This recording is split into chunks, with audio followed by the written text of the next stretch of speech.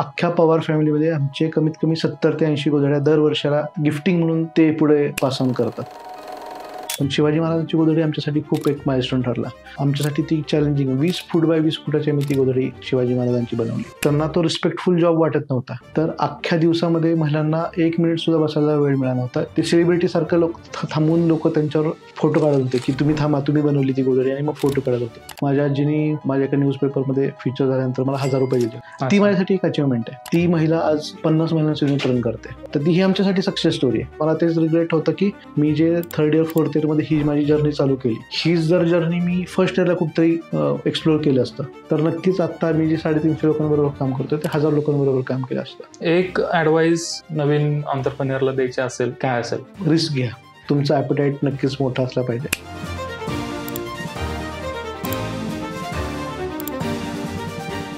नमस्कार मित्रांनो, मी Mangesh Kulkarni unbeaten business स्टोरीच्या नवीन एपिसोडमध्ये तुमचं स्वागत करतोय. स्वामी विवेकानंद हे आपल्या सगळ्यांचे इन्स्पिरेशन आहेत. त्यांचा एक कोट आहे जे बिझनेससाठी पण रिलेव्हंट आहे. ते कोट असं आहे, ते म्हणतात की take up one idea, make that idea your life, think of it, dream of it, live on that idea, this is the way to success. हे कोट ज्या वेळेला मी वाचतो त्यावेळेला एक बिझनेसमन, एक युवा उद्योजक माझ्या डोळ्यासमोर येतो. तो म्हणजे नीरज बोराटे. त्याची मदर क्विल्ट्स आणि घोंगडी.com अशा 2 ब्रँडच्या अंतर्गत तो बिझनेस करतोय. त्याचा बिझनेस काय आहे, त्यातून त्याची जर्नी कशी आहे ते आपण समजून घेणार आहोत. मित्रांनो, आपण ज्या सोफ्यावर बसतोय, ज्या बेडशीटवर झोपतोय, तर हे आपल्यासाठी खरंच चांगलं आहे का? याचे दुष्परिणाम आपल्या हेल्थवर काही होऊ शकतात का? आणि कुठेतरी ओल्ड इज गोल्ड हे आता प्रत्येकाच्या लक्षात येतंय. तर हे बेडशीट, ब्लँकेट, सोफा कव्हर, प्रत्येक गोष्टीसाठी आपण जे कपडे घालतोय प्रत्येकासाठी रिलेव्हंट आहे. त्याच्यामुळं जुन्याकडं जाण्याचा कल आता वाढतोय आणि ह्याच थीमवर टेक्स्टाईल सेक्टरमध्ये नीरज काम करतोय. नीरज, तुझं स्वागत. थँक्यू. आजचा आपला हेतू असा आहे की तुझ्या एक्सपिरियन्समधून किंवा तुझ्या जर्नीमधून किमान एक उद्योजक जरी काहीतरी शिकला आणि त्याची बिझनेस जर्नी ॲक्सेलरेट झाली तर आपण जिंकलो. सगळ्यात पहिला प्रश्न माझा असा आहे की हा बिझनेस चालू करण्यामागं थॉट काय होता? तुझं एज्युकेशनल बॅकग्राऊंड, फॅमिली बॅकग्राऊंड काय आहे आणि हाच बिझनेस करावा असं का वाटलं? माझं शिक्षण जे आहे, माझं नाव नीरज बोराटे. माझं शिक्षण जे आहे ते माझं सगळं शिक्षण वालचीनगर ह्या एक टाऊन आपण म्हणू अशा ठिकाणी झालं. बारामतीच्या जवळ आहे आणि ते एक रुरल बॅकग्राऊंड आहे बेसिकली. आणि ते शिक्षण घेतल्यानंतर 11वी-12वीला मी पुण्यामध्ये 2007ला शिफ्ट झालो. SP कॉलेजमधून मी 11th-12th कम्प्लीट केलं. आणि त्याच्यानंतर काय करावं म्हणून मग चला मित्रांबरोबर आपण इंजिनिअरिंग करूया. मग कुठलं इंजिनिअरिंग करायचं की सॉफ्टवेअर इंजिनिअर नको करायला, कारण आता नुकतंच ते 2008चा रिसेशन आलं होतं. आणि मग मेकॅनिकल इंजिनिअरिंग करूया आणि मग पुढं काय करायचं तर बघूया, असं म्हणजे ह्या पद्धतीने प्रोडक्शन इंजिनियर मी CN कॉलेजमधून पूर्ण केलं. त्याच्यासाठी ॲडमिशन घेतलं. बेसिकली घेतल्यानंतरच मला 2 ते 3 वर्ष जाणवलं की हे काय माझं फील्ड नाही आहे किंवा ह्याच्यामध्ये आपण काय कौतुकच करू शकत नव्हतो. पहिलं वर्ष मी 6 सब्जेक्ट घेऊन फेल झालो. फर्स्ट इयर डाऊन झालं. सेकंड इयरला नॅक कळाली की पास कसं व्हायचं इंजिनिअरिंग. तिथून पास होत गेलो. सेकंड इयर क्लिअर केलं. 3rd इयर क्लिअर केलं. 3rd इयरमध्ये मला ते रिअलाइज झालं की हे काय माझी फील्ड नाही. म्हणून मग इंटरेस्ट कुठला? आपण तर आता पॅशन वगैरे काय म्हणतो, असं काय पॅशन वगैरे नसतं. हे सगळं मीथ आहे. जोपर्यंत आपल्याला एक्सपिरियन्स म्हणून काही कळत नाही, मी हा म्हणताच आहे की जोपर्यंत आपण त्याच्यामध्ये ॲक्च्युअली एक्सपिरियन्स घेत नाही, जोपर्यंत आपण त्याच्यामध्ये पूर्ण पडत नाही, तोपर्यंत ते कळत नाही की ते पॅशन म्हणायचं त्याला का कोणतरी काहीतरी तिसरं म्हणतंय म्हणून आपण ते करतोय. आणि मग सोशल अँड डेव्हलपमेंट सेक्टरकडे इंटरेस्ट आहे असं झाल्यानंतर मग मी वेगवेगळे प्रोजेक्ट्स पुण्यात घ्यायला चालू केले. त्याच्यामध्ये ब्लँकेट बँक नावाचा एक प्रोजेक्ट होता, ज्याच्यामध्ये मी 5,000 ब्लँकेट गोळा करून डोनेट केले होते डेक्कन आणि सिंहगड रोडवर ह्या साईडच्या जे काही रोड साईड लोक असतात त्यांना. आणि असे मग जवळपास 4-5 मी सोशल इनिशिएटिव्ह घेते. त्याच्यामध्ये रोड साईडचे मोठे फ्लेक्स असतात तर ते कलेक्ट केले. तर ते जवळपास 8,000 ते मोठे फ्लेक्स गोळा करून जे ऊसतोड कामगार आहेत इंदापूर आणि त्या भागामध्ये त्या लोकांना डोनेट केले. त्याच्यानंतर मेडिकल कॅम्प्स घेतले. त्याच्यानंतर महिला दिनानिमित्त आम्ही 80 लोकांसाठी 2014ला आमच्याच कॉलेजमधल्या महिलांना गोळा करून प्रोग्राम घेतला होता. सो हे कुठं ना कुठंतरी ते पुढं लिंकअप होत गेलं. आणि माझं फॅमिली बॅकग्राऊंड म्हटलं तर माझे वडील 2007ला एक्सपायर झाले, तर ते फिजिकल डायरेक्टर होते सिनियर कॉलेजमध्ये. माझी आई झडपीमध्ये टीचर आहे. सो हा जो बिझनेस आहे तर ह्याचं इन्स्पिरेशन बेसिकली जेवढे काही मी प्रोजेक्ट केले होते त्याच्यानंतर मी 1 वर्ष देशपांडे फाउंडेशन नावाचे हुबळीला एक खूप मोठी संस्था आहे, त्याचे फाउंडर गुरुहरदेव देशपांडे ते बराक ओबामाचे ॲडवायझर होते in social entrepreneurship and incubation. तर ते DMITचे ट्रस्टी आहेत. आणि त्यांच्या बरोबर मला काम करायची संधी मिळाली. 1 वर्ष मी तिथं काम केलं आणि घरातलं वाटतं की काय रे सोशल वर्क करतोय, हे समजून सांगायलाच की मी एक्झॅक्टली काय करतोय ते मला 5 वर्ष गेली. म्हणजे हे माझं पहिलं वर्ष की जिथून मला घरात त्यांनी परत बोलवलं. मी 6 महिने UPSC साठी प्रिपरेशन केलं. घरातल्यांना वाटलं होतं की 10वीला खूप मार्क पडलेत म्हणून UPSC काहीतरी करू शकतो, किंवा तुला करायचं तर मग तू ॲडमिनिस्ट्रेटिव्ह एक्झाम्स मधून पास हो आणि मग काहीतरी कर, मग सोशल वर्क कर. सो अशा गोष्टीतून हळूहळू बाहेर पडत मला असा एक प्रोजेक्ट चालू करायचा होता की जो सस्टेनेबल असेल. म्हणजे ब्लँकेट बँक नावाचा प्रोजेक्ट मी घेतला होता. तर त्याचा इम्पॅक्ट काय, वन टाईम आहे. ब्लँकेट घेतले, लोकांना वाटलं की हे घरात ब्लँकेट पडून आहेत तर ते डोनेट केले पाहिजेत. हा वन टाईम थॉट झाला. आणि ब्लँकेट ज्यांना डोनेट केले त्यांना वाटलं की ठीक आहे, आम्हाला आमची ही थंडीची आता जी सीझन आहे तो आमचा थंडीचा सीझन गेला. हा वन टाईम इम्पॅक्ट आहे. आणि कुठे ना कुठेतरी हा ब्रेक करून मला एक सस्टेनेबल वे आपण देऊ शकतो का, ज्या लोकांबरोबर आपल्याला काम करायचे त्यांना आपण सस्टेनेबल इन्कम किंवा सस्टेनेबल रिसोर्सेस कुठले अवेलेबल करून देऊ शकतो का. कारण जे सेक्टर बरंचसं सोशल सेक्टर आहे किंवा टेक्स्टाईल ज्याच्यामध्ये आता सध्या आम्ही काम करतोय, तर ते सगळं अनऑर्गनाइज सेक्टर आहे. तर खेड्यापाड्यात सगळीकडे लोक पसरली आहेत, असं ऑर्गनाइज सेक्टर नाही आहे. तर ह्याला थोडंसं ऑर्गनाइज फॉर्ममध्ये कसं आणता येईल, तर हा विचार करून दुसरा विचार त्याच्यामध्ये असा होता की ह्याला ग्लोबल लेवलला जर घेऊन जायचं असेल तर त्याच्यामध्ये गॅप्स कुठले आहेत. डिझाईन एक गॅप आहे, गोधडी आहे, छान आहे, त्याचं कापड वापरलं जातं, त्याच्यावर वेगवेगळे शिवणकाम केलं जातं. ह्याला जर आपण डिझाईन ड्रिव्हन अप्रोच दिला, कारण मला पहिल्यापासून डिझाईनमध्ये खूप इंटरेस्ट होता. म्हणजे इंजिनिअरिंग बॅकग्राऊंडचा तो एक फॅक्टर बाजूला सोडला तरी पहिल्यापासूनच मला डिझाईन हा खूप जवळचा विषय.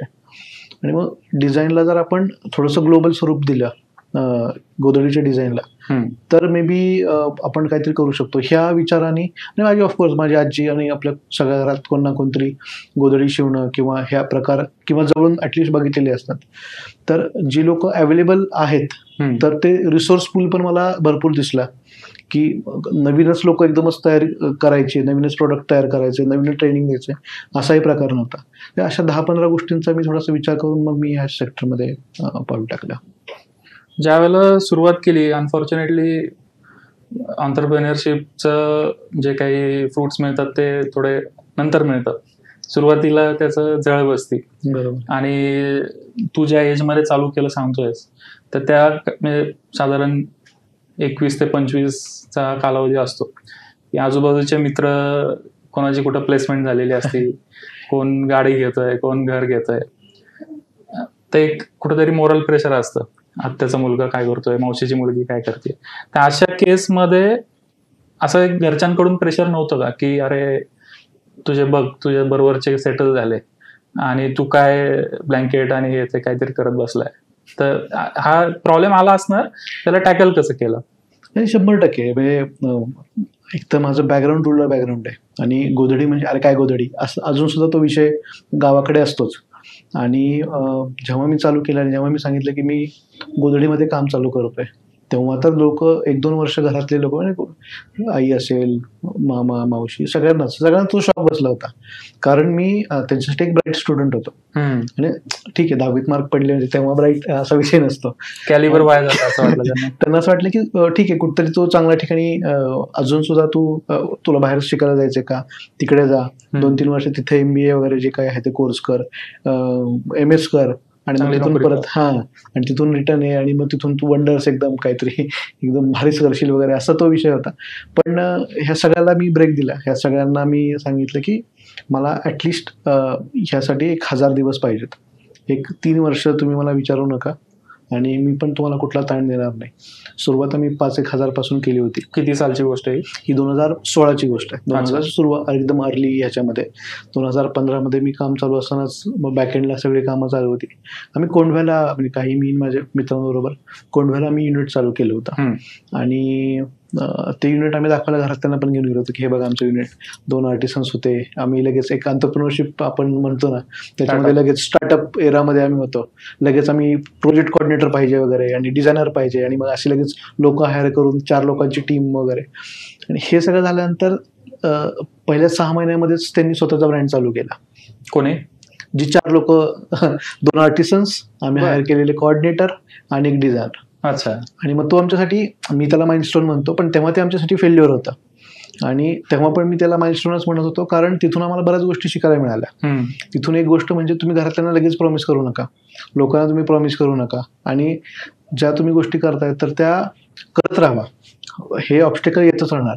ही तर फक्त सुरुवात आहे. मग तिथून आम्हाला एका ठिकाणी अजून वडगाव शेरीमध्ये एका संस्थेने आम्हाला जागा दिली. त्याच्यामध्ये ते म्हटले की आम्ही तुम्हाला अख्खा हॉल देतो पण त्याच्या अगेन्स्ट तुम्हाला रेंट काय द्यायचं नाहीये पण तुम्हाला फक्त आमच्या महिन्यांना ट्रेन करायचं आहे. आमच्यासाठी ती गोष्ट खूप चांगली होती. आम्हाला नीड अनालिसिस करायचं नव्हतं. ग्राउंडवर जाऊन लोकांना शोधा, इकडे एकत्र आणा, त्यांना समजून सांगा आणि मग आयडेंटिफाय करा. ह्या ज्या सगळ्या स्टेप्स आहेत ह्या सगळ्या आमच्या डायरेक्ट बायपास करता आले आणि आम्हाला काम चालू करता आलं. रेव्हेन्यू चालू झाला. आणि फॉर्च्युनेटली त्यांचे जे कोऑर्डिनेटर्स होते किंवा त्यांचे जे व्हॉलंटियर्स होते हे सगळे जर्मन होते, स्वीडनमधले होते, बेसिकली युरोपियन सगळे ते होते. त्याच्यामुळे आमचा एक्सपोर्ट तिथून चालू झाला. हे चालू असताना घरातल्यांचं वेगळंच होतं की अरे काय गोधडी. मग 2016 गेला. 2017 मी घोंगडी.com लॉन्च केलं. त्याच्यानंतर तर मग अजूनच अरे पण घोंगडी पण तू करतोयस. मग तो म्हटला होता 3 वर्षानंतर असं. सो अशा बऱ्याच गोष्टींमधून ऑफकोर्स घरातल्यांचं प्रेशर असतं. मित्रांचं प्रेशर पण एक वेगळं असतं. जेव्हा जवळचे मित्र म्हणतात की आम्ही इथं आमचं XYZ पॅकेज आहे, तुला पण ते पॅकेज मिळालं असतं किंवा तुला थोडंसं अजून ते अॅनालिटिकल माइंड किंवा जुगाड, त्याला अॅनालिटिकल थोडासा शब्द झाला पण तुझं जुगाड असल्यामुळे तुला अजून चांगलं पॅकेज मिळू शकतं, हे करू शकतं. पण ह्या सगळ्या पिअर प्रेशरमध्ये माझा फोकस फिक्स होता की कुठल्याही धंद्याला 1000 दिवस लागतात. तुम्ही हा फर्स्ट जनरेशन बिझनेस आहे. सेकंड जनरेशन बिझनेस जरी म्हटलं तरी तुम्हाला स्वतःच इनपुट टाकून ते एक्झिक्यूट करत असतोपर्यंत तुमचे 1000 दिवसाचे जास्तीत जास्त 700 दिवस होतील, 500 दिवस होतील. पण तुम्हाला 500 दिवस तर निवेश करणं आहेच आहे. त्याच्यामुळे ज्या गोष्टी तुम्हाला करणं भाग आहे तर ते करणं भागच आहे. हे करता करता घरातल्यांना हळूहळू पेपरमध्ये फीचर्स आमचे होत गेले. न्यूजपेपरमध्ये आर्टिकल लिहित गेले. वेगवेगळ्या ठिकाणी लोक इंटरव्ह्यूसाठी यायला लागले. आम्हाला वेगवेगळ्या ठिकाणी ज्या कॉलेजमध्ये मला असं वाटत होतं की मी तिथं ॲडमिशन घ्यायला पाहिजे होतं, म्हणजे निफ्ट असेल किंवा स्कूल ऑफ फॅशन टेक्नॉलॉजी असेल किंवा सिम्बॉयसिस असेल, DY पाटील असेल, हे सगळे डिझाईन इन्स्टिट्यूट जे आहेत की जिथे मला असं वाटत होतं की अरे मी इथं ॲडमिशन घ्यायला पाहिजे होतं का, तिथं आता व्हिजिटिंग फॅकल्टी म्हणून मी तिथं जातोय. सो अशा गोष्टी जेव्हा होत गेल्या तेव्हा मग लोकांना बघण्याचा दृष्टिकोन आहे आणि लोकांचा पण दृष्टिकोन तो ऍक्सेप्टन्स आला. सो पहिले 5-6 वर्ष तर ही नक्की असे गेले.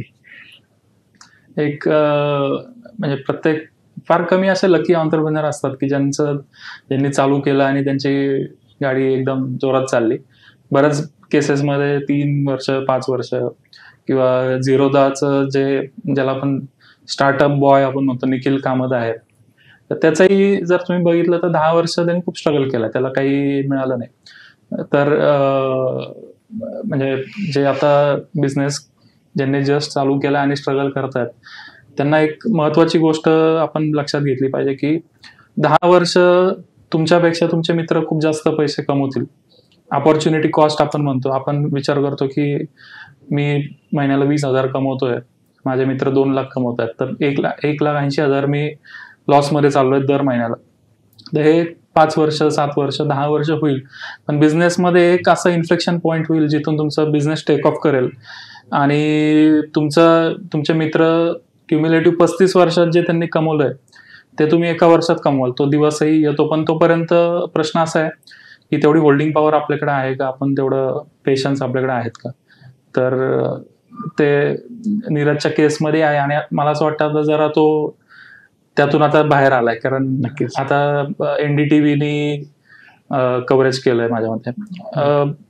परत पुन्हा एक बेसिक बिझनेस मॉडेलकडे मी येतो की 2016-17 तू सांगितलं, एक जर्मन मला वाटतं काही इन्स्टिट्यूट होते, तर त्यांनी तुला काम दिलं, तर ते तिथं तुम्ही तुमचे प्रोडक्ट बनवून विकत होता का? एक्झॅक्टली काय होतं तिथं सुरुवातीला? सो आमचं एक गोष्ट आमची ही होती की महिला आहेत, महिलांना गोधडी येते. सुरुवातीला आम्ही पहिले 1 ते 2 वर्ष एक्सटेन्सिव्हली लोकांना ट्रेनिंग दिलं. 3000 लोकांना मी पहिल्या 2 वर्षामध्ये कोण होते हे लोक? हे महिला ज्या अंडर प्रिव्हिलेज आहेत, म्हणजे त्यांना ऍक्सेसिबिलिटी कमी आहे लाईव्हलीहूडची, ज्यांना इन्कम सोर्स चे ऑप्शन्स आहेत, पण ते घरातल्या काही रिस्पॉन्सिबिलिटीजमुळे किंवा काही सोसायटल प्रेशरमुळे किंवा काही लिमिटेशन्समुळे ते पूर्ण करता येत नाहीत. पण ऑन द अदर हँड त्यांना पैशाची इक्वली गरज आहे.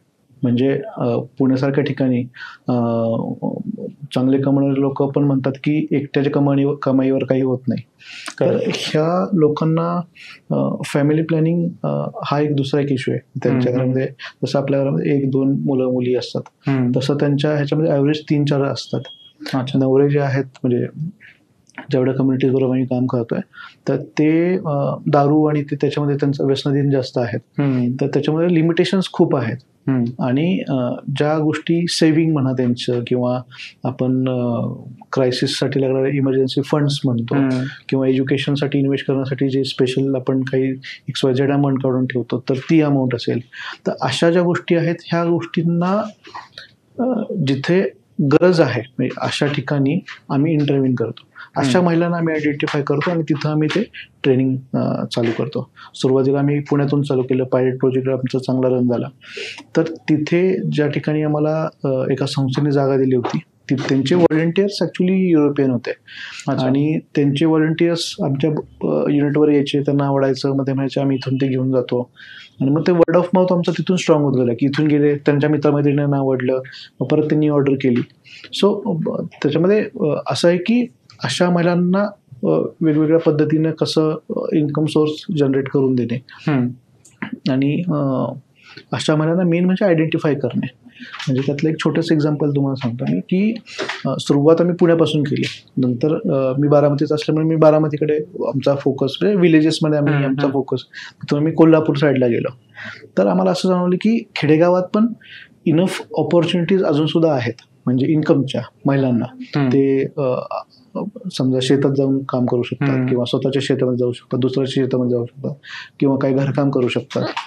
मग मला तिथं जाणवलं की अरे ठीक आहे, म्हणजे हे इथे ऑप्शन्स आहेत, मग इथे आपण इंटरव्ह्यू करणं किती इम्पॉर्टंट आहे. नाही, मग आम्ही डिफिकल्ट जॉग्राफीज निवडल्या, जसं की पाचगणी आहे, महाबळेश्वर आहे, कोयनानगर आहे, सह्याद्रीचा कुठलाही बेल्ट तुम्ही घेतला, ते सगळे हिली रिजन्समधले गाव आहेत. आपल्याला फक्त दिसतं की महाबळेश्वर आहे, पण महाबळेश्वरच्या आसपास 40-50 गाव आहेत, बरोबर, ज्याच्यामध्ये लास्ट माइल विलेजेस आपण त्याला म्हणतो, की जिथे ॲक्सेसिबिलिटी रोड संपला की गाव संपली, रोड संपतो. अशा ठिकाणी काय, अशा ठिकाणी फक्त 3 महिने शेती आहे, 9 महिने महिला काय करतात, 9 महिने बसून त्यांना त्यांचं पूर्ण वर्ष घालवावं लागतं. मग अशा ठिकाणी आम्ही इंटरव्ह्यू आमचं काम चालू केलं. आमचा फोकस म्हणजे डिफिकल्ट, आमच्यासाठी ते खूप चॅलेंजिंग आहे. मटेरियल तिथे पाठवणं, 3 महिन्यांचं त्यांना पहिल्यांदा ट्रेनिंग देणं. ट्रेनिंगमध्ये आम्ही सगळं शिकवतो, स्टार्टपासून एंडपर्यंत. मटेरियल तिथं दर महिन्याला आम्हाला 3 ते 4 शिपमेंट पाठवावं लागतात, ते बनवलेलं परत आणावं लागतं. सो आमच्यासाठी लॉजिस्टिक वाईज तर खूप चॅलेंजिंग आहे. पण जिथे चॅलेंजेस नाहीत, मग तो बिझनेस कुठला. सो अशा ठिकाणी आम्ही थोडंसं अशा पद्धतीने वेगवेगळ्या लेवलवर आता काम करतोय. आम्ही 2 कारागिरांपासून चालू केलं होतं, आता आम्ही 350 कारागिरांबरोबर काम करतोय. क्या बात आहे. की जे 9 स्टेट्समधल्या वेगवेगळ्या खेडेगावामध्ये लोकेटेड आहेत. आम्ही आत्तापर्यंत जवळपास 19 देशांमध्ये ह्या गोधड्या एक्सपोर्ट करतोय, आणि 15 एक न्यूजपेपरने आमची दखल घेतली. जसं तू आता मेन्शन केलं की NDTVने आमच्या एक मेक युअर क्विल्ट नावाचं एक कॅम्पेन आहे, ज्याच्यामध्ये आम्ही साड्या अपसायकल करून, म्हणजे जुन्या साड्या घेऊन त्याच्या गोधड्या बनवून सेम कस्टमरला रिटर्न देतो. हे कॅम्पेन आहे आमचं. हे खूप काय म्हणतात त्याला, खूप लोकांपर्यंत पोहोचलेलं हे कॅम्पेन आहे. खूप चांगला रिस्पॉन्स लोकांचा आलेला आहे. तर हे कॅम्पेन त्यांनी कव्हर केलं.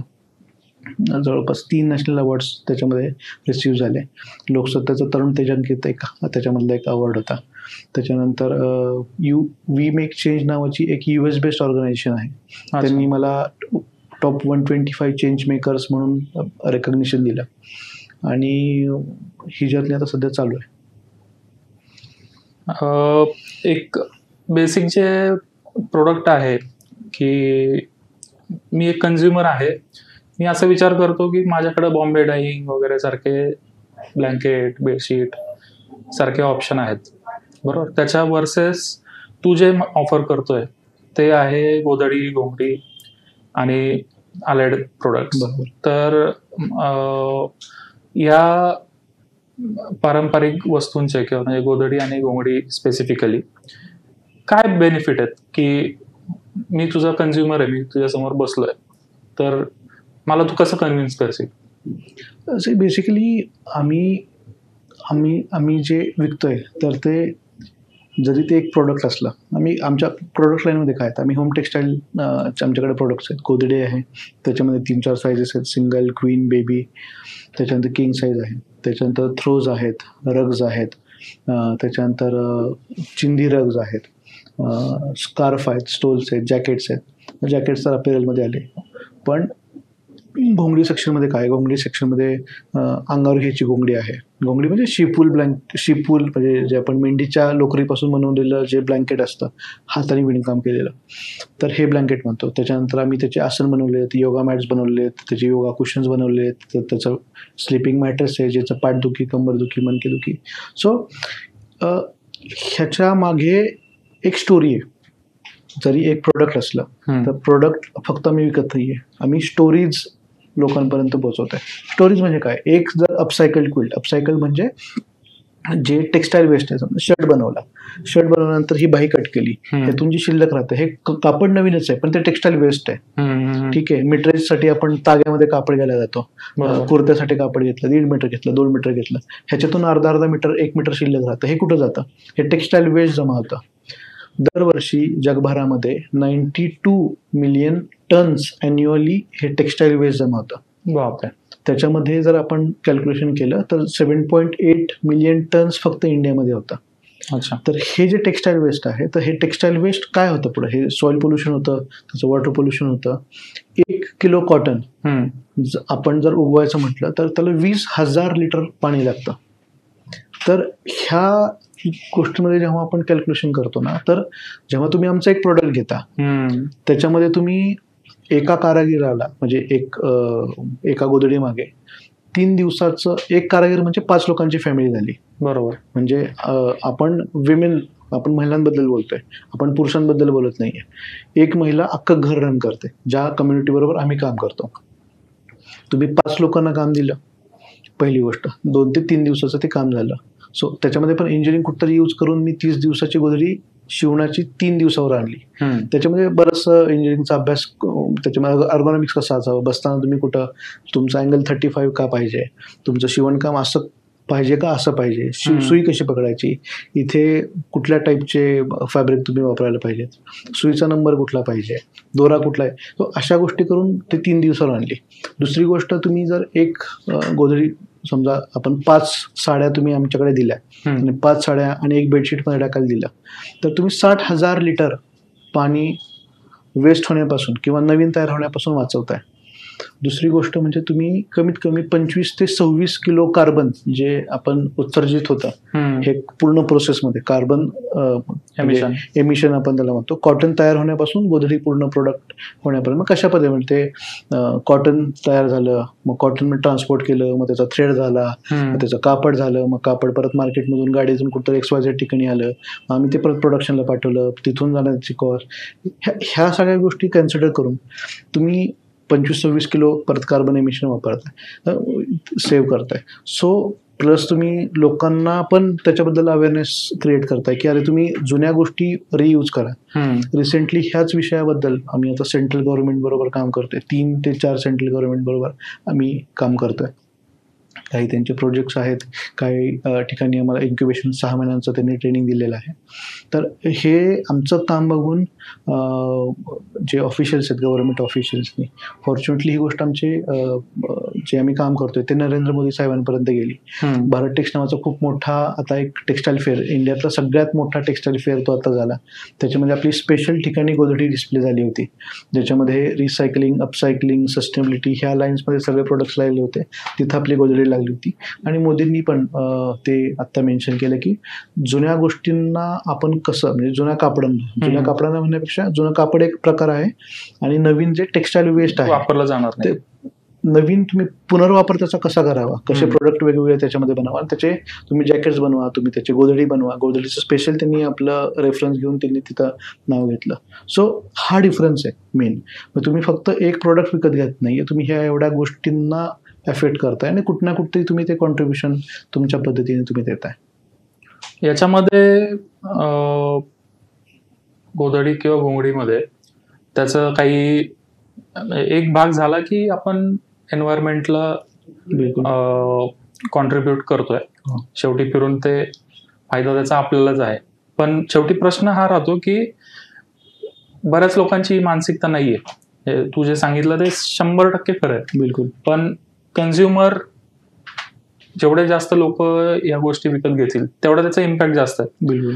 तर बेसिक काय की आज लोक समजा 100 लोक आहेत, त्यातल्या एका व्यक्तीला हे पटलं, त्यांनी तुझं प्रोडक्ट घेतलं, पण 99 लोक त्यांना लॉंग टर्म त्यांचं ते टेम्पररी हे बघतात. मग त्याच्यामध्ये प्राइस आहे किंवा त्यांना काय आहे की मी एवढं देतोय आणि मला काय मिळतंय. बरोबर. त्यांचं क्लिअर तेवढं त्या इक्वेशनवरच त्यांचं जग आहे. त्याच्या पलीकडे ते विचार नाही करू शकत. बरोबर.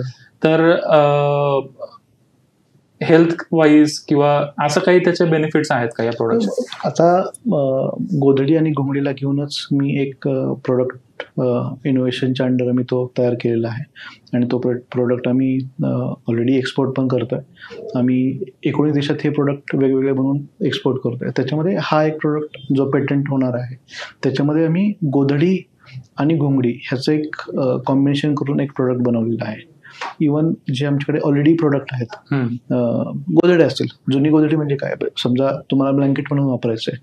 आयडियली सगळ्यांनाच बऱ्याच लोकांना डिप्रेशनचा त्रास आहे, एन्झायटीचा त्रास आहे, स्लीप इश्यूजचा त्रास आहे. समजा माझं बॉडी वेट आहे 70 आणि आयडियली तुम्ही ते 7 किलो ब्लँकेट तुमच्या अंगावर घेतलं पाहिजे तुम्ही शांत झोपण्यासाठी किंवा तुमचं डिप्रेशन, एन्झायटी, मेंटल हेल्थ व्यवस्थित राहण्यासाठी. बेसिकली हा रिसर्च आहे. अच्छा. मी ऑफकोर्स त्याच्यामध्ये प्रोडक्ट लाईनवर वेगळा रिसर्च करून त्याच्यामध्ये काम करतोय, पण हे ऑलरेडी जगभरामध्ये ऑलरेडी हे या लाईन्सवर रिसर्च केलेले आहेत. तर त्या रिसर्चमध्ये प्रोडक्ट जे बाहेर पडलेले आहेत तर ते थोडेसे फिजिबल नाही आहेत वापरण्यासाठी. त्याच्यामध्ये ग्लास बीट्स वापरलेत, स्टोन्स वापरलेत ते ब्लँकेटला वेट येण्यासाठी. आपण त्याला आता घोंगडी वापरतोय, त्याच्यामध्ये कॉटनचे लेयर्स वाढवतोय, पण हे हातशिलाईचं आहे. घोंगडीचं वेट जास्त आहे. घोंगडीचं वेट जास्त आहे. त्याच्यानंतर त्याचं मॅन्युफॅक्चरिंगचा एक प्रोसेस आहे, तर ती प्रोसेस आम्ही आता जी पेटंट करतोय तर ती आहे. सो घोंगडी काय, बेसिकली घोंगडी हे शीपूल ब्लँकेट आहे. जेव्हा तुम्ही त्याच्यावर झोपता, पाठदुखी असेल, कंबरदुखी असेल, मणकेदुखी असेल, सांधेदुखी असेल, हे सगळ्यांपासून रिलीफ होतो. इनफॅक्ट आता बरेचसे डॉक्टर्स आहेत, म्हणजे फिजिओथेरपिस्ट आहेत, तर ते घोंगडी यूज करण्यासाठी त्यांच्या पेशंट्सला रेकमेंड करतात. ऑटिस्टिक किड्स आहेत, ऑटिस्टिक किड्सला सगळ्यात इम्पॉर्टंट असतं सेन्सरीज आणि त्यांना ते रॅप करून ठेवणं गरजेचं असतं. तर डॉक्टर स्वतः आता घोंगडी घेण्यासाठी त्यांच्या पेशंट्सला रेकमेंड करतात की तुम्ही घोंगडी यूज करा आणि तुमच्या पेशंट्सला हे येईल. नॅचरोपॅथी सेंटर्स, त्याच्यामध्ये हे जे मसाज आणि जे स्पा किंवा जे थेरपीज तिथे केले जातात, तर तिथे कुठले प्रोडक्ट यूज होतात, तर ते पॉलिस्टरचे काहीतरी बेल्ट्स आहेत, रिस्ट बेल्ट आहे, वेस्ट बेल्ट आहेत, तर तिथे रिप्लेसमेंट होऊन आता तिथे आम्ही घोंगडी तिथे इंट्रोड्यूस केलेली आहे की हे पॉलिस्टरचं तुम्ही यूज करू नका, तुम्ही ह्या प्रोडक्टला रिप्लेस करून घोंगडी यूज करा. सो थेरपेटिक जर बघितलं तर त्याचे बरेच असे बेनिफिट्स आहेत आणि हेच बेनिफिट्स जसे आता जेन आहे, वुलन मॅटर्स आहे, काही ब्रँड्स त्याला 70-80-90 हजार रुपये विकतात.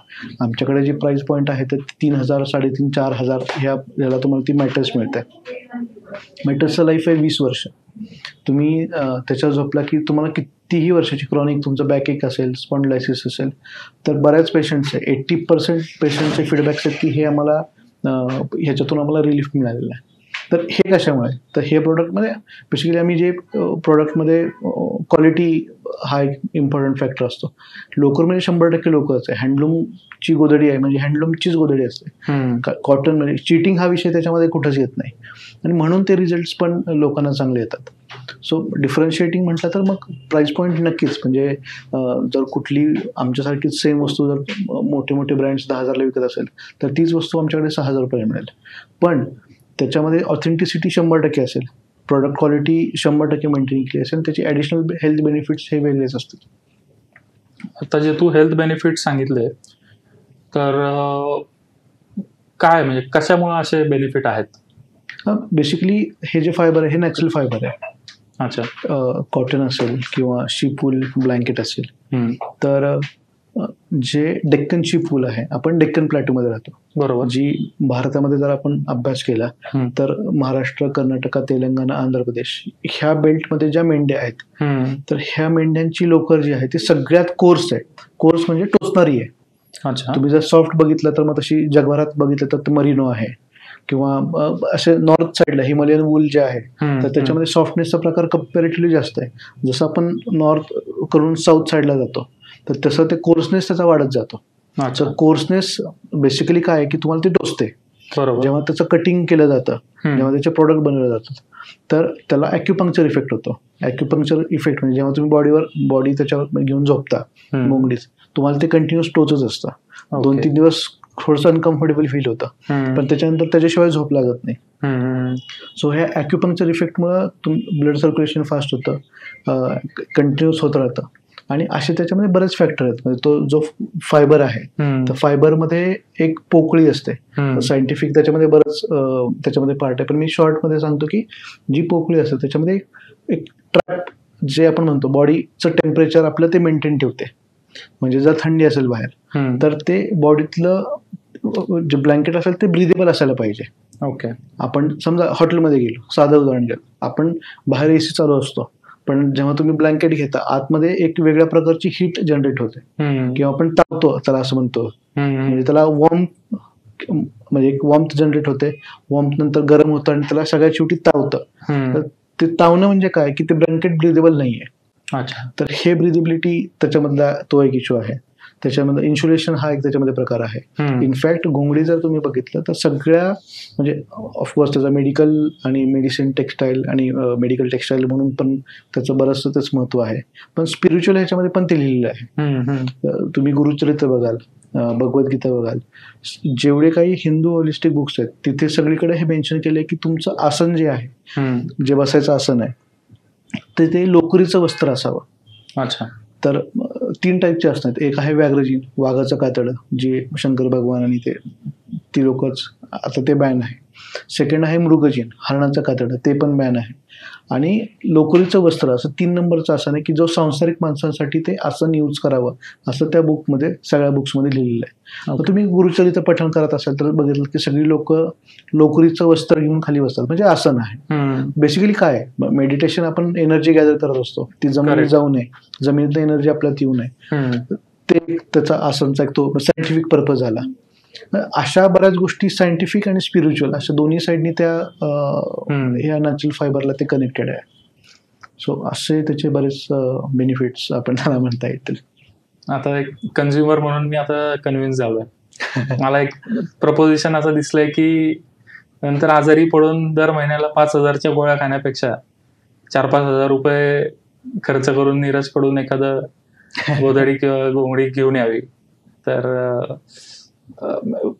प्रॉब्लेम हाच आहे की लोकांना हे एवढं जरी सांगितलं तरी बराच फरक पडू शकतो. आता आपण थोडंसं बिझनेसकडे येऊया. या बिझनेसमध्ये म्हणजे हा प्युअर ज्याला आपण म्हणतो की प्रॉफिट ओरिएंटेड बिझनेस नाही, याच्यामध्ये थोडासा सोशल अँगल आहे. तर तू जे म्हणालास की आता 350 महिलाच आहेत, सगळ्या महिला आहेत, 350 महिला तुझ्याबरोबर काम करतात. तर साधारण यांचं मंथली किंवा अॅन्युअल काय कमवत असतील त्या? आयडियली ह्या ज्या महिला आहेत जर आमच्याबरोबर काम नसतं केलं नसतं तर तुझ्याकडनं काय कमवतात? नाही म्हणजे तेच सांगतो मी कम्पॅरिझन की समजा आपण एक भाग पकडला महाबळेश्वर बरोबर किंवा कोयना नगरमध्ये तोरणा गाव आपण पकडूया की जिथे शेतीत जाऊन ते 100 ते 150 रुपये कमवू शकतात. म्हणजे ज्या पद्धतीचं तिथं शेती आहे, ज्या पद्धतीचं इन्कम सोर्स तिथं आहे, दिवसाला 100-150 रुपये आहे. आमच्याबरोबर काम करून त्यांची सगळी काम करून दिवसातले 4-5 तास जरी दिले तरी ते 250 ते 350 रुपयाच्या दरम्यान ते त्यांचा इन्कम सोर्स जनरेट होतं. अच्छा. तर ते कसं की एका घरात म्हणजे सावलीत बसून हे सगळं काम आहे. मटेरियल त्यांना कुठं जाऊन खरेदी करायचं नाहीये. मटेरियल, सुई, धागा, त्या प्रोडक्टसाठी लागणारं टेक पॅक वगैरे सगळं त्यांना डिलिव्हर होतंय आणि होम डिलिव्हर झाल्यानंतर ते बनवल्यानंतर ते परत पिकअप पण केलं जातंय. बरोबर. सो आयडियल इन्कम जो आहे तर आमच्यावर काम करून 50 ते 80% त्यांचा ॲव्हरेज तो वाढलेला आहे. ऍडिशनल इन्कम त्यांना. आणि दिवसाचं गणित तू सांगितलं 250 ते 350 रुपयाच्या. पण असं किती वर्षभरात किती दिवस ऑक्युपाय होतात किंवा असं काही आहे? आमच्याकडे तर त्यांना कंपल्सरी कमीत कमी महिन्याच्या 8 गोधड्या शिवून देणे हे त्यांचं मॅन्डेट आहे. अच्छा. तर तेच म्हणतो की 2,000 ते 3,000 रुपये महिना त्यांना मिळतात कमीत कमी. म्हणजे मॅन्डेट असं आहे की आमच्याकडे सध्या तर वेटिंग टाइम जास्त आहे. म्हणजे 45 to 50 डेजचा आमच्याकडे वेटिंग टाइम आहे. ह्या वर्षी आम्ही 150 लोकांना नवीन ट्रेनिंग देतोय. मागच्या 3 महिन्यामध्ये आम्ही 100 महिलांना अजून ट्रेनिंग दिलं. ते सह्याद्री टायगर रिझर्व्ह फॉरेस्ट मधल्या बफर झोन मधल्या त्या महिला आहेत. त्याच्यानंतर आम्ही मध्ये सातारा जिल्ह्यामध्ये जवळपास 85 महिलांना ट्रेनिंग दिलं. तिथल्या आता 25 महिला फुल टाइम तिथे मशीन स्टिचिंगचं काम करतात. तर हिट कारागिरांचं प्रमाणच आम्ही आता वाढवून ठेवतोय. पण कमीत कमी जेव्हा आपण ऑर्डर कुठली फिक्स करतो तर एक मिनिमम क्वांटिटी आपल्याला माहिती पाहिजे की एवढी तर आपण देऊ शकतो किंवा एवढी आपण बनवू शकतो. तर काही महिला आहेत की ज्या महिन्याला 20 ते 22 गोधड्या शिवतात. अच्छा. तर ते 1.5 दिवसाला 1 गोधडी असं ह्या पद्धतीने ते काम करतात. सो तसं जर आपण त्यांचा इन्कम बघितला ॲव्हरेज 700-800 रुपयाच्या हिशोबाने जरी बघितलं तरी 800 आणि हे जवळपास 17 ते 18,000 रुपये त्यांचा तो इन्कम त्यांचा. सो रेंज आहे ती. जसं जेवढे काम कराल सो आम्ही पर डे पे करत नाही आर्टिसन्सला, पर पीस पे करतो. बरोबर. तुम्ही समजा 50 गोधडी शिवू शकला, वेल अँड गुड, 50 तुम्हाला त्याचे पैसे मिळतील. तुम्ही कमीत कमी 6 शिवणं हे गरजेचं आहे. 6 ते 8 शिवणं गरजेचं आहे. म्हणजे एखाद्या बिझनेससाठी चांगली गोष्ट काय असेल तर डिमांड आहे आणि तो डिमांड तुम्ही फुलफिल करू शकत नाही. तर बिझनेस राईट ट्रॅकवर आहे असं म्हणता येईल. आता एक सप्लाय साईडचा प्रॉब्लेम तू सॉल्व्ह केला आहे की तुझ्याकडे आर्टिसन्स आहेत. बरोबर. सुरुवातीला आणि मला वाटतं प्रत्येक फेजमध्ये हा एक प्रॉब्लेम बिझनेसला असतो की प्रोडक्ट माझ्याकडे आहे, तयार आहे, चांगलं आहे, मस्त एकदम, पण ते लोकांपर्यंत पोहोचवणंही आवश्यक आहे. तर मार्केटिंगसाठी तू काय केलं किंवा मार्केटिंगमध्ये कोणत्या एखाद्या इनिशिएटिव्हचा तुला खूप ते क्लिक झालं, फायदा झाला किंवा एखादं मार्केटिंगचं काहीतरी करायला गेलं आणि फसलं, तर एक बिझनेसमध्ये तुझा मार्केटिंग करण्याचा एक्सपिरियन्स आणि त्यातून काय इन्साइट्स तू देऊ शकतो आम्हाला? त्याच्यामध्ये 2 प्रोडक्ट, दोन्ही ब्रँड वेगवेगळे आहेत. एक मदर क्विल्स आहे की ज्याच्यामध्ये फक्त आमचं गोधडी आहे. जेव्हा सुरुवातीला आम्ही गोधडी चालू केली होती त्याच्यामध्ये काही स्पेसिफिकच आमचं कलेक्शन होतं. म्हणजे 2 ते 3 कलेक्शन, 2 ते 3च डिझाईन्स आहेत आणि मग तेवढंच आम्ही मार्केटिंग करायचो. लोकांना ते आवडायचे पण लोकांना अजून चॉईस पाहिजे होत्या. आणि मग ते चॉईस कसे देऊ शकतो तर मग वेगवेगळे कलेक्शन्स आम्ही इनहाऊस कलेक्शन चालू केले. मग त्याच्यामध्ये असेल एक इन्स्पिरेशन आहे ग्रँडमास ड्रॉवर. आजच्या ड्रॉवरमधून कुठल्या वस्तू येतील त्यातून एक इन्स्पायर्ड असलेलं एक कलेक्शन आहे. मेन्स्ट्रुएशनला पकडून आम्ही एक इनहाऊस कलेक्शन तयार केलं आहे. लाईफ ऑन लँडचं एक कलेक्शन आहे. त्याच्यानंतर ओरिगामी एक कलेक्शन आहे. स्टरिलिझम, वर्ल्ड वॉर नंतर लोकांना माहीत नव्हतं की रिॲक्ट कसं करावं, म्हणजे त्यांची मेंटल हेल्थ तेव्हा खूप वेगळी झाली होती आणि मग त्या मेंटल हेल्थ कशी असू शकते त्याच्यावर एक इन्स्पिरेशन घेऊन आम्ही ते स्टरिलिझम नावाचं एक कलेक्शन रेडी केलं होतं. कलेक्शन आहे बेसिकली. सो आम्ही वेगवेगळ्या पद्धतीनं हे लोकांपर्यंत अवेअरनेस पण करण्याचा प्रयत्न केला आणि आम्ही प्रोडक्ट पण पोहोचवण्याचा प्रयत्न करतोय. दुसरी गोष्ट आपण घोंगडीची घेऊया. घोंगडीचं असं आहे की घोंगडीला अवेअरनेस खूप महत्त्वाचा आहे. लोकांना प्रोडक्ट माहिती आहे. म्हणजे घोंगडी आधीच्या काळी पिरियड्सच्या वेळी महिला पण यूज करत होत्या, त्यांना रेकमेंडेड होतं. की तुम्ही हे पिरियडच्या वेळेस घोंगडीमध्ये तुम्ही तुमचे 4-5 दिवस त्याच्यामध्ये तुम्ही हे करा. त्याच्यानंतर प्रेग्नन्सीच्या टाईममध्ये घोंगडी रेकमेंड करायचे, किंवा कांजण्या उठल्यात, तुम्ही गावात कुणाला विचारलं तर कांजण्या उठल्यात, कुणीही सांगेल की तुम्ही घोंगडीमध्ये त्याला गोल गुंडाळून ठेवा आणि त्याच्या वॉर्मथमुळे त्या कांजण्या कमी होतील. ह्या गोष्टी आता आपल्याला वाटतात की अरे सायंटिफिक प्रूफ पाहिजे काहीतरी डॉक्युमेंट पाहिजे वगैरे, हे आपण ह्या साईडला बसून बोलतोय, पण ह्या गोष्टी वर्कआउट होतात ना का? ह्या गोष्टी मेन म्हणजे अवेअरनेससाठी पैसा भरपूर खर्च करावा लागतो. त्याच्यामध्ये वेगवेगळे कॅम्पेन्स रेडी करावे लागतात, वेगवेगळे सर्वेज घ्यावे लागतात, त्याचे रिझल्ट एकदा चेक करावे लागतात. की तुम्ही 1000 लोकांचा सर्वे घेतला, त्याच्यातून मी काही क्वेश्चन्स विचारले. आम्ही एक सर्वे घेतला होता, त्याच्यामध्ये घोंगडी म्हटलं की तुम्हाला काय लक्षात येतं किंवा काय समोर गोष्ट येते, किंवा घोंगडी म्हणजे तुमच्यासाठी काय, आणि असे आम्ही 6-7 क्वेश्चन आहेत. त्याच्यातून एक आम्हाला सर्वेमधून जाणवलं की घोंगडी टोचते ह्याच्यामुळे लोक घेत नाहीत. आपल्याला पातळ ब्लँकेट किंवा सॉफ्ट ब्लँकेट घ्यायची सवय, तर मग टोचते. मग टोचण्यालाच आपण कसं USP बनवू शकतो. ओके, टोचण्याला सॉफ्टन करून मग ते प्रोडक्ट पूर्ण चेंज करून मग तुम्ही आयडेंटिटी चेंज करताय. ते न करता जी गोष्ट तुम्हाला प्रॉमिनंटली दिसते त्यालाच तुम्ही USP कसं करायचं, त्याचे फायदे सांगणे लोकांना गरजेचं आहे. तुमची प्रोसेस पण सगळी वाचली आणि तुमचं प्रॉडक्ट पण लोकांपर्यंत पोहोचतं. दुसरी गोष्ट म्हणजे मार्केटिंगसाठी सगळ्यात इम्पॉर्टंट आहे कस्टमर फीडबॅक्स. कस्टमरचे फीडबॅक्स आणि कस्टमर जसं स्प्रेड करतो की मला पाठदुखीला मी घेतली आणि मला फरक पडला, मी आता 3 महिने वापरतोय, मग पाठदुखी असणारे 5 लोक असतात की बाजूला, मग ते लोकांना सारे तू ते घोंगडी त्यांच्याकडनं घेऊन बघ, मग त्यांना पण फरक पडतोय, ते अजून 5 लोकांना सांगतात. हा वर्ड ऑफ माउथ खूप स्ट्रॉंग आहे. आमची सुरुवात जेव्हा आम्ही एक्सपोर्ट केली होती तेव्हा तिथे पण आम्ही वर्ड ऑफ माउथ न्यूज लोकांपर्यंत गेलो होतो. त्याच्यानंतर मग आम्ही कॅम्पेन वेगवेगळे आम्ही रन केले. त्याच्यामध्ये मेक युअर क्विल्ट नावाचं गोधडीमध्ये कॅम्पेन होतं.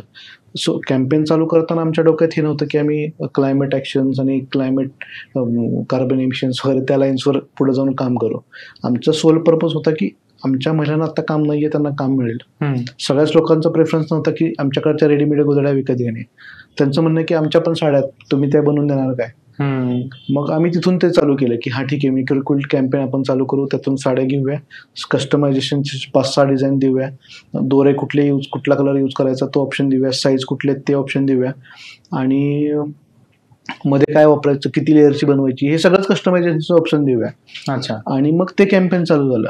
मग ह्या कॅम्पेनमधून काय, मग ह्या कॅम्पेनमधून आम्ही सायली संजीव नी तिच्यासाठी एक गोधडी शिवून घेतली. तिचे वडील अनफॉर्च्युनेटली कोविडमध्ये एक्सपायर झाले, तर त्यांच्या आठवणीमध्ये त्यांनी एक त्यांच्या वडिलांचं नाव असलेली गोधडी रेडी करून घेतली. तब्बू कमीत कमी 18 ते 19 गोधड्या त्यांनी आमच्याकडून करून घेतल्यात. अजूनही ऑर्डर ऑनगोईंगच आहे.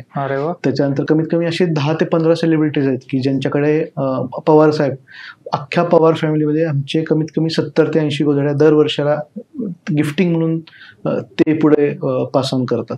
सो अशा कॅम्पेन्समधून किंवा त्याच्यामध्ये आपण वर्ड ऑफ माउथ म्हणू शकतो, क्वालिटी ऑफ प्रोडक्ट म्हणू शकतो, ते एक कॅम्पेन झालं.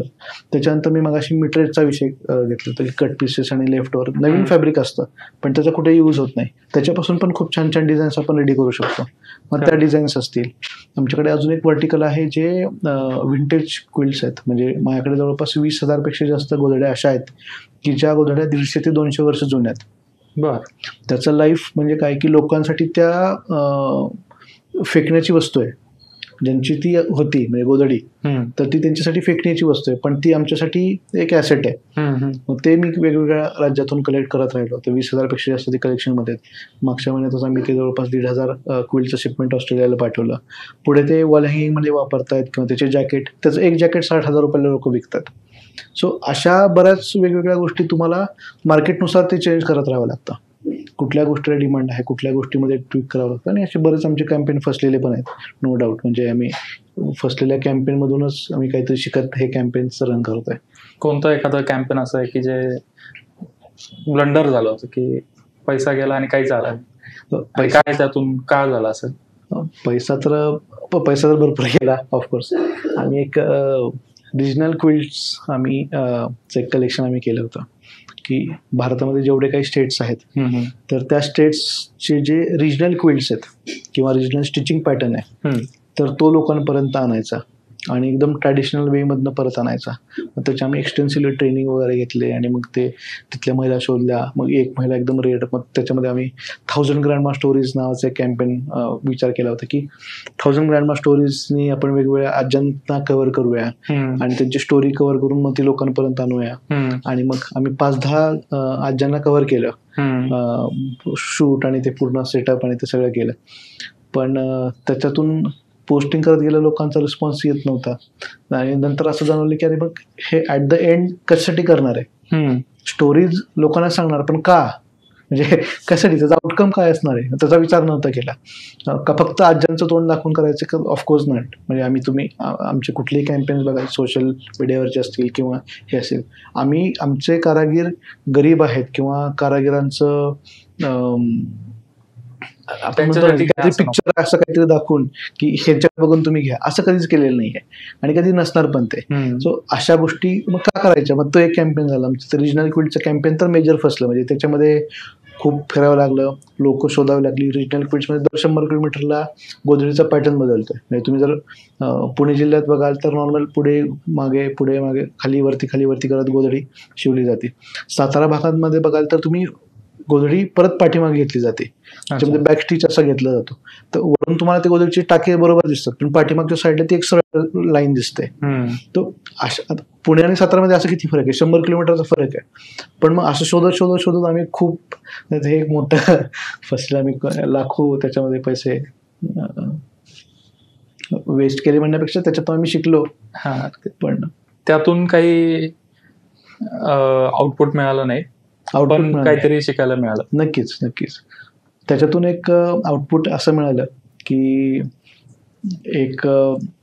आम्ही शिवाजी महाराजांची गोधडी बनवली होती 20 फूट बाय 20 फूट, जी पूर्ण हातशिलाईनी बनवलेली आहेत. जवळपास 3 ते 4 लाख टाके त्याच्यामध्ये हातशिलाईचे आहेत. आणि त्याच्यामध्ये शिवाजी महाराजांचे वेगवेगळे पैलू आम्ही लोकांसमोर ते मांडले होते. आणि सुरुवातीला ते वाटलं होतं की का करायचं, कसं करायचं. पण हा जो अवेअरनेस कॅम्पेन आहे, जसं आमचं रिजनल क्विल्टचं तेच होतं की रिजनल क्विल्ट्स करून आम्ही रिजनल क्विल्ट्सचं अवेअरनेस करणार किंवा लोकांना सांगणार की इथं पण तुमच्या भागात अशा टाईपच्या गोधड्या आहेत, तुम्ही त्याला प्रोत्साहन द्या आणि अशा टाईपमध्ये.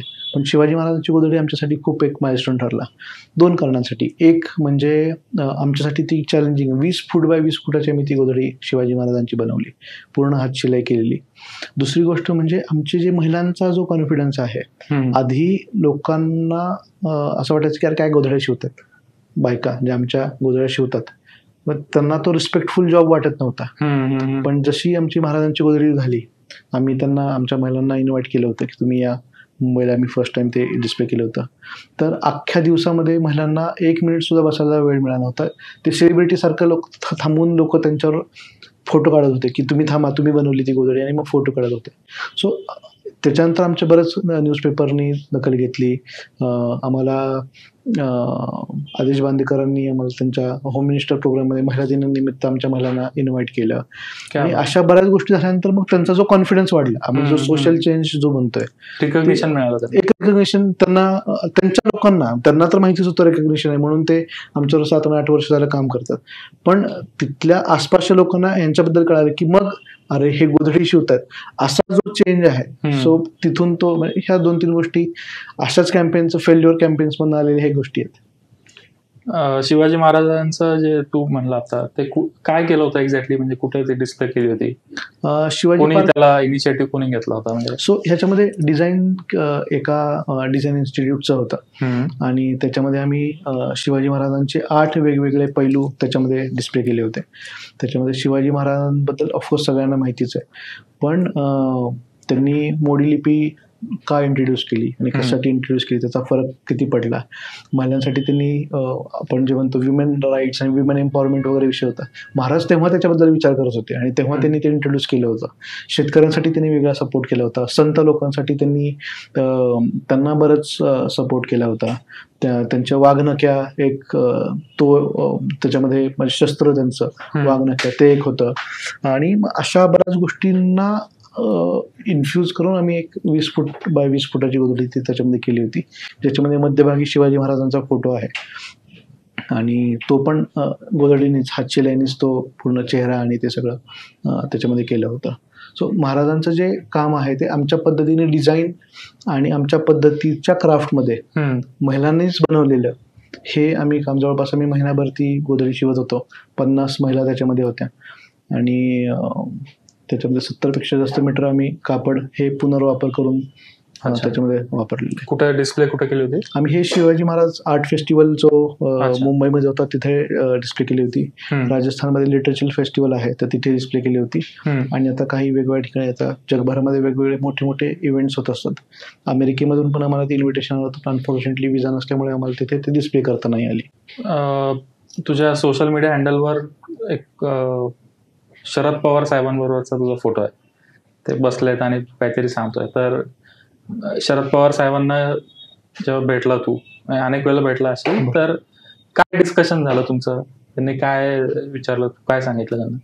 पवार साहेबांचं सांगायचं म्हटलं तर पवार साहेब मला एका एक्झिबिशनमध्ये खूप वर्षापूर्वी भेटले होते. म्हणजे आम्ही नुकतीच सुरुवात केली होती आणि मी एका एक्झिबिशनसाठी आम्ही भीमथडीमध्ये ते डिस्प्ले केलं होतं आणि स्टॉलमधून जाताना त्यांनी थांबवलं.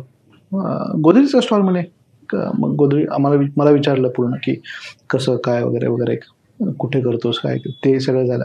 त्याच्यानंतर 4 वर्षानंतर एक छोट्या उपक्रमासाठी तिथे जाण्याचा योग आला.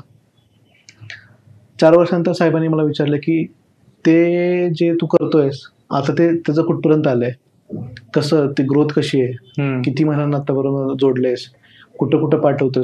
म्हणजे ह्या ज्या गोष्टी आहेत ह्या त्यांना 4 वर्षांनंतर सुद्धा लक्षात होत्या. आणि शिकण्यासाठी गोष्ट आहे की जर एवढ्या हजारो लाखो लोकांना माणूस भेटतोय आणि त्याच्यानंतर 4 वर्षानंतर तुम्ही त्यांच्याजवळ गेलाय आणि जस्ट चेहऱ्यावरून तुम्ही पूर्ण रेकग्नाइज करताय की अख्खा स्कॅनच तुम्ही पूर्ण मारलं, लक्षात राहिलं. दुसरं गोष्ट म्हणजे त्यांनी अनेक व्हॅल्युएबल इनपुट्स पण दिले.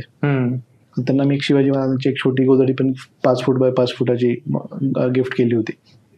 त्याच्यानंतर त्यांनी बरेच छोटे छोटे इन्साइट्स त्याच प्रोडक्टबद्दल किंवा या इंडस्ट्रीबद्दल, महिलांबरोबरचं काम कसं असावं किंवा तुम्ही जागतिक लेवलला जाताना तुम्ही कसं असावं, हे जे इन्साइट्स आहेत. म्हणजे त्यांनी मला 5 मिनटं दिलं म्हणजे खूप मोठी गोष्ट आहे. 5 मिनटं टाइम दिला होता पण मग ते डिस्कशन 45 मिनिटावर गेलं. आणि सुप्रियाताई पण पहिल्यापासूनच भरपूर सपोर्ट करायला नाही. असं नाही की मी त्यांच्या भागातून आहे किंवा त्यांच्या मतदारसंघातून आहे, त्याचा काही संबंध त्याच्यामध्ये मला तर आतापर्यंत कुठे जाणार नाही. फक्त एक ग्रामीण भागातली कला सुनंदाताई असतील ज्यांनी मला भीमथडीमध्ये बऱ्याच वेळा त्यांनी मला चान्स दिला, राजू दादा असतील, राजेंद्र पवार साहेब असतील, ज्यांनी ह्या लोकांचं पॉलिटिकली ही गोष्ट वेगळी झाली पण एखाद्या माणसांना सपोर्ट कसा करावा आणि का करावा ह्याच्या मागची जी थॉट प्रोसेस आहे तर खूप क्लिअर आहे. आणि म्हणून मग वेळोवेळी मला पण तो तसा सपोर्ट मिळत गेला. आणि 45 मिनिटाचं डिस्कशन तुम्ही विचार करू शकता की साहेबांबरोबरचं 45 मिनिटाचं डिस्कशन हे कुठल्या लेवलचं असेल आणि काय टाईपची त्यांनी इन्साइट दिली असतील. एवढ्या मोठ्या लाटेमध्ये ते टिकलेले आहेत करायचे, त्याच्या मागचं ग्राउंड लेवलला जे मुळं पक्के आहेत ते एक महत्त्वाचं कारण असेल. ज्यावेळेला सुरुवातीचा काळ असा असतो की प्रत्येकजण आपल्यावर डाऊट घेत असतो, नंतर तेच लोक एक चांगला आपल्याला मोठा काहीतरी सक्सेस मिळाला की तेच लोक म्हणतात की अरे नीरज मित्र आहे माझा, नीरज माझा भाऊ आहे, बरोबर, त्यांनी बघा कसं केलं. म्हणजे लोक वेगळ्या अँगलनी दाखले द्यायला चालू करतात. तर तुझ्या या 8-9-10 वर्षाच्या करिअरमध्ये असा कोणता पॉईंट आहे किंवा अशी कोणती अचिव्हमेंट आहे की तुला असं वाटतं की हा हाय पॉईंट होता, ज्याचं ऑब्व्हियसली तुला तुझ्या फॅमिलीला त्याचा एक प्राऊड मोमेंट? प्राऊड मोमेंट म्हणण्यापेक्षा जेव्हा म्हणजे ह्या पूर्ण प्रोसेसमध्ये ही एंटरप्रेन्योरशिप जर्नी काय, एंटरप्रेन्योरशिप जर्नी ही एक आपण म्हणतो ना एक अलोन जर्नी ती असते. सुरुवातीला तरी ह्याच्यामध्ये तुमच्यावर कोण नसतं. म्हणून माझा पर्पज पण त्याच्यामध्ये मी वेगवेगळ्या कॉलेजेसमध्ये आता व्हिजिटिंग फॅकल्टी म्हणून जातो. माझा पर्पजच तो आहे की 3rd इयर 4th इयरमध्ये तुम्ही असताना तुम्हाला जर थोडीशी जरी तुमची कलाटणी तुम्हाला मिळाली, तुम्ही इंटर्नशिप केल्या वेगवेगळ्या ठिकाणी, तुम्हाला जर जाणवलं की मी कोण आहे किंवा मला माझं मन काय सांगतंय किंवा माझा इंटरेस्ट कशामध्ये आहे, ह्या गोष्टी जर तुम्हाला कॉलेज इयरमध्येच जर तुम्हाला कळाल, तुमच्या आयुष्यातली 4-5 वर्ष पुढची वेस्ट जाणार नाहीत, किंवा ती जे तुम्ही तिथं शिकणार आहे 4-5 वर्षामध्ये ते तुम्ही आता ह्या 2 वर्षामध्ये शिकाल. तर हे करत असताना ह्या जर्नीमध्ये असे पॉईंट्स तुमच्या आयुष्यामध्ये छोटे छोटे छोटे छोटे येत राहतात. म्हणजे माझ्या आजीनी माझ्या एका न्यूजपेपरमध्ये फीचर झाल्यानंतर मला 1000 रुपये दिले होते. ते 1000 रुपये कसे होते की 10 सुट्टे हे, ती माझ्यासाठी एक अचिव्हमेंट आहे. जेव्हा माझी आई ती एक शिक्षिका आहे, ZP टीचर आहे, आणि तिने जरी नाही म्हटलं असेल मला बऱ्याच गोष्टीला सुरुवातीच्या काळामध्ये, पण ती माझ्यावर कायम उभी होती की ठीक आहे तर करतोयस ना कर, पण मग थोडंसं बघ पैसे येतात का बघ, जे तू काम करतोयस त्याला लॉंग टर्म लॉन्जिटिव्हिटी आहे का ते एकदा चेक कर, किंवा त्याच्यामध्ये खरंच स्कोप जर असेल तर मग तू आत्तापासून तयारीला, म्हणजे दोन्ही साईडनी. पण ह्या जेव्हा गोष्टी करत असताना जेव्हा माझी आई माझ्याबद्दल तिच्या मित्रमैत्रिणींना सांगते की अरे माझा मुलगा असं असं करतोय, आणि तो एक प्राऊड मुवमेंट असतो. अशा छोट्या छोट्या गोष्टी आता महिला आहेत तुमच्यासाठी. एक महिला आधी आम्ही एका ठिकाणी युनिट चालू केलं होतं, तिथे आम्ही 2 महिन्यांपासून चालू केलं होतं. ती महिला आज 50 महिन्यांचं युनिट रन करते. तर ती ही आमच्यासाठी सक्सेस स्टोरी आहे. ती महिलेला तो कॉन्फिडन्स येणे की आम्ही पहिल्या 50 महिन्यांचं युनिट रन करू शकते आणि 50 महिन्यांना मी ड्राईव्ह करू शकते, म्हणजे 50 फॅमिली झाल्या मंगेश, तर त्या लोकांना ड्राईव्ह करू शकते, म्हणजे तो आमच्यासाठी सक्सेस स्टोरी आहे. आम्ही रिसेंटली एक ट्रेनिंग प्रोग्राम घेतला, तिथे आमच्या आता 18 महिला रेडी झाल्या. तिथे 18 महिला कमीत कमी 6,500 ते 7,000 रुपये त्याचं इन्कम चालू झालं. ही आमच्यासाठी सक्सेस स्टोरी आहे. म्हणजे ऑफकोर्स त्याच्यामध्ये काही अवॉर्ड्स मिळाले. आता रिसेंटली ॲक्युमेन नावाची एक वर्ल्ड वाईड रेकग्नाइज्ड फेलोशिप आहे, ज्याच्यामध्ये दरवर्षी हजारो लोक ॲप्लिकेशन करत असतात आणि त्याच्यामध्ये फक्त 40 लोकच ते सिलेक्ट करतात. त्या 40 लोकांमधलं माझं एक सिलेक्शन आता ह्या वर्षी झालेलं आहे, ज्याच्यामध्ये 1800 लोक हे कम्युनिटीमधून फेलोशिपमधून बाहेर पडलेले लोक आहेत आणि जी वर्ल्ड वाईड सगळीकडे स्प्रेड झालेली आहेत. उदाहरण 1-2 कोण आहेत असे मोठे झालेत ते? म्हणजे हे ऑलरेडी लोक सोशल एंटरप्रेन्योर, म्हणजे अशी त्याची खूप फेमस त्याच्यामध्ये अशी नावं नाही आहेत, पण सोशल अँड डेव्हलपमेंट सेक्टरमध्ये त्यांचं काम मोठं आहे. ऑफकोर्स ते ज्या लोकांचं काम आहे त्याच लोकांना सिलेक्ट करतात. परत अजून फर्दर ट्रेनिंग त्याच्यामध्ये 6 महिन्यांचा अकॅडमी पूर्ण त्याच्यामध्ये असते, आणि त्याच्यानंतर मग तुम्ही फाउंड्री नावाचा त्यांचा एक वेगळा आपण म्हणतो की एक ग्रुप आहे, ज्याच्यामध्ये वर्ल्ड वाईड ही 1600 ते 1800 लोक ऑलरेडी जे फेलोशिप कम्प्लीट करू शकले, तर त्यांचा तो ग्रुप आहे आणि तुम्हाला डिरेक्टली त्याचा ॲक्सेस वगैरे मिळतो. तिथून ते सिलेक्शन झालं. ऑफकोर्स ही म्हणजे एक प्राऊड मुवमेंट माझ्यासाठी आहे. पण ज्या छोट्या छोट्या गोष्टी आहेत, ज्या छोटे छोटे सक्सेस आहेत, कस्टमरकडून एक फीडबॅक मिळणे, अरे नीरज तू काम चांगलं करतोय बरं का. आमच्याकडे एक गेस्ट आले होते आणि त्यांनी हे प्रोडक्ट बघितलं आणि ते म्हटले अरे आमच्याकडे पण हे आहे. ह्या गोष्टी ज्या आहेत ह्या गोष्टी आमच्यासाठी खूप सक्सेस आहेत. तुमच्या महिलेने खूप छान शिवून दिलं बरं का, जेव्हा हे तब्बूने मला सांगितलं, आणि तब्बू स्वतः म्हणजे ऑफकोर्स तिने आम्हाला सुरुवातीचं एक 5 मिनिटाचं इन्व्हाइट केलं होतं, पण 5 मिनिटाचा वेळ दिला होता, पण हे कॉन्व्हर्सेशन आमचं 1.5 तासांवर गेलं. तुम्ही जर बघाल तर शी इज व्हेरी इंटेलिजंट, खूप हुशार, भयंकर अभ्यास आणि डेप्थ असलेली एक व्यक्तिमत्व आहे. त्यांनी काय खरेदी केलं होतं? त्यांनी तेच त्यांच्या आईची साड्या पाठवल्या होत्या सुरुवातीला, आणि मग त्या साड्या कलेक्ट करताना मी विचारलं की तुमचा एक 5 मिनिटाचा वेळ मिळू शकतो का.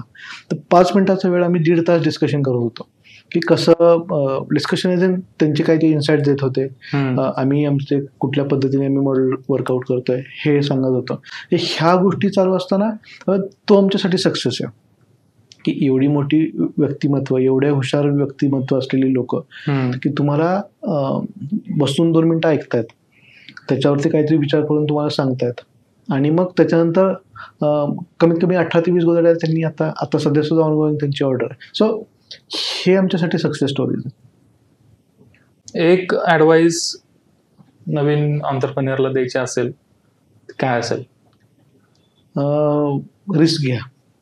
जेव्हा ऑफकोर्स ती कॅल्क्युलेटेड रिस्क वगैरे तुम्हाला बऱ्याच पुस्तकांमध्ये कॅल्क्युलेटेड रिस्क घ्या वगैरे वगैरे तसं काही नाही, म्हणजे ऑफकोर्स तेव्हा त्यावेळेस असं वाटतं, पण रिस्क तुमचा ॲपेटाईट नक्कीच मोठा असला पाहिजे, तुमचं विजन खूप क्लिअर पाहिजे.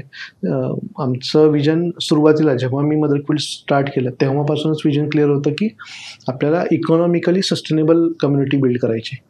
आर्टिसन्सला काय, आर्टिसन्सला हे तुम्ही ग्लोबल लेवलला सस्टेनेबल डेव्हलपमेंट फॉलो करताय आणि तुम्ही UN ला अलाइंड जे सस्टेनेबल डेव्हलपमेंट गोल्स आहेत त्याच्या अलाइंड तुम्ही काम करताय, क्लायमेट ॲक्शन्सवर तुम्ही काम करताय आणि क्राफ्ट नो पॉवर्टी आणि तुम्ही रिव्हर्स मायग्रेशनमध्ये सह्याद्री टायगर रिझर्व्ह फॉरेस्ट बरोबर काम करताय आणि मग तुम्ही हे प्रॉडक्ट मास्टर कार्डला आम्ही ॲज अ आर्ट क्विल्ट म्हणून ते नवीन त्यांच्या ऑफिसमध्ये गोधड्या लावल्या तिथं लावताय. ह्याच्याशी काय घेणं नाही आहे.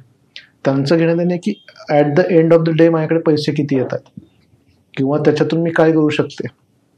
आता आमच्या महिला त्यांचं घर पूर्ण रन करतात, त्यांच्या पूर्ण फॅमिलीचं हेल्थ केअर जे पूर्ण आहे ते सांभाळतात, त्यांच्या मुलामुलींचं एज्युकेशन ते सगळे बघतात. मग ह्या गोष्टी कशामुळे, ह्या गोष्टी विजन क्लिअर होतं. करायचं काय, आपल्याला काय करायचं, इकॉनॉमिकली सस्टेनेबल पाहिजे. आपल्याला जसा पगार येतो दर महिन्याला जॉब करत असाल तर हे पगार त्यांना पण मिळाला पाहिजे. आणि दुसरी गोष्ट म्हणजे सोशली एम्पॉवर्ड कम्युनिटी. जसं मी मागाशी बोललो की कॉन्फिडन्स महिलांमध्ये वाढला, त्याच्यामध्ये त्यांना लिडरशिप क्वालिटीज जे आहेत, सुप्त गुण आहेत, तर ते त्याला वाव मिळाला. तर ह्या गोष्टींवर फोकस ठेवून ते आमचं विजन अजून सुद्धा क्लिअर आहे. तो विजन तुमचं खूप क्लिअर पाहिजे. आणि तुम्ही जर अर्ली स्टार्ट केलं, म्हणजे मी कॉलेजमध्ये जाऊन जेव्हा वेगवेगळ्या ठिकाणी जातो, माझा टॉपिकच सोशल एंटरप्रिनरशिप, डिझाईन आणि सस्टेनेबिलिटी. ह्याच्यावरती जेव्हा मी बोलतो तेव्हा त्यांना सांगण्याचे मुद्दे हेच असतात की तुम्ही आत्ता स्टार्ट करा. तुम्ही वाट बघू नका मी ग्रॅज्युएशन होईल आणि मग मी असं करेल, मग मी तसं करेल, मग नाही वर्कआउट होतंय, मग मी 6 महिन्याचं सोडेल. टिकून राहणं गरजेचं आहे. मी काय केलं, मी सुरुवातीला केलं, मी आता एवढ्या कमी वेळात मी फेल्युअर सांगू शकत नाही, पण माझे 90% तर फेल्युअरच आहेत. हे जे 90% फेल्युअर आहेत ह्याचा अर्थ असा नाही की तुम्ही तिथून लगेच सोडला किंवा बॅकआउट केला. ते तुम्ही जर माइलस्टोन म्हणून बघितलं आणि तुमच्या डोक्यातलं विजन क्लिअर असेल, तुम्हाला माहिती तुम्ही काय करताय आणि कुठल्या लेवलपर्यंत ते पुढे जाऊ शकतं.